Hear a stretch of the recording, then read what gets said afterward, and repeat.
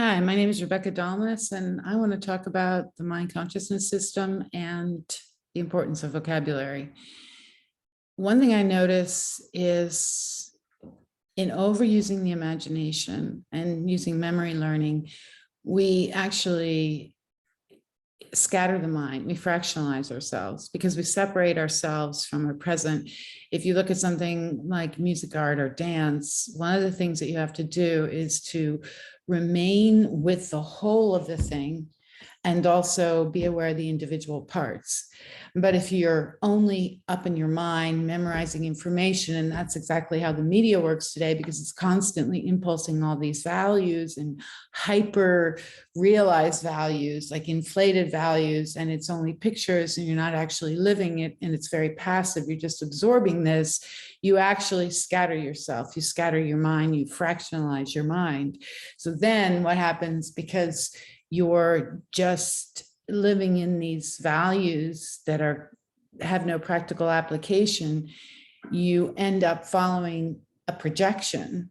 And then when you go out into the world and that projection doesn't actually fit practically into reality, you end up facing all these resistances and you make these mistakes because you don't actually see all the living factors around you and how things work together.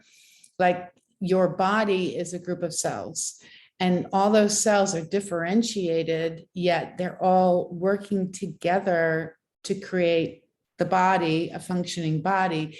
In order for that to happen, there must be an awareness overall within the body. And we know this because the body actually compensates for things when things get out of balance. But if they get too out of balance, then you have too many problems. So this is why we've developed a mind consciousness system that is separate from the living reality. And we have all the consequences of that, in that we separate ourselves from being present and actually processing what's here around us. So then there's an inequality with your inner self and what's around you. And then because of that, because we're in survival mode, which is we're trying to fit our needs or project our needs based on these inflated ideas or values that we then end up justifying incessantly, where it's like we're constantly self-validating our own structural resonance that is a personification that is in many ways a lie by omission, because it's not the real story, but yet it has some quasi half-truths. And then we try to go and move and direct ourselves in this reality from that limited perspective that's kind of hyper inflated some values, and we don't fit into the reality. So this is why our public schools, they cannot work, because you're just for like 6 hours a day abstracting about things instead of really knowing them. So you come, depending on how good you are with abstraction, which usually means you've had some fundamental opportunities in your first 7 years, or you've been exposed to more words than the average person, you can somewhat function better in the world of our education system, where we're all separated from reality and abstracting about things. So then what happens within all of this by degree, you have different processing abilities. And then you go to the extremes and you have a lot of dysfunction. And what you build within yourself as this fractionalized mind, which is a scattered mind, you're scattered because you haven't really experienced all the values that are required in knowing about something. Children do not yet have this layered, fractionalized, scattered mind consciousness system. So their learning ability is still open. It's like you're programming a computer, and the more structured that computer is, the more ease in processing ability that computer has. We humans are basically the same thing.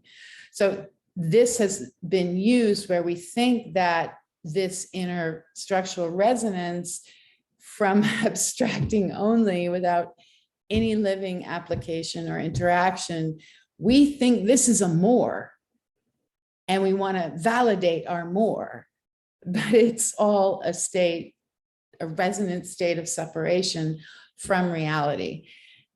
It's us scattered and fractionalized. And that's why we end up having these compounding problems where when we go out into the world to do, walking in our resonant bubble, validating the values that we've absorbed that have half-truths but are not the whole story, and there's never been any real connection with the living reality, we don't fit.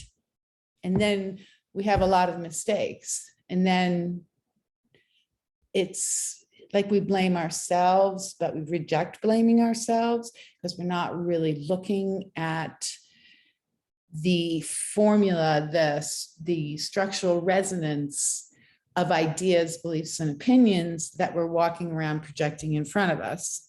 So that some people are more effective because their structural resonance is somewhat more structured than others.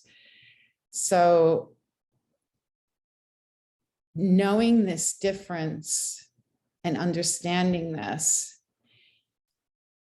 and rebuilding our structural resonance through purifying our words, we actually rebuild our focus and restore our changeability and our natural learning ability. And this is the point of understanding what a mind consciousness is as a structural resonance that moves in an energetic way rather than in this sound stable way.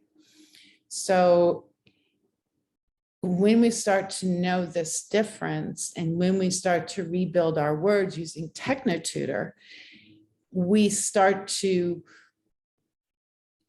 like remove the inflammation of the hyper realized values and stabilize ourselves, and we're not like this raging train or airplane, you know, skimming the surface of the living earth.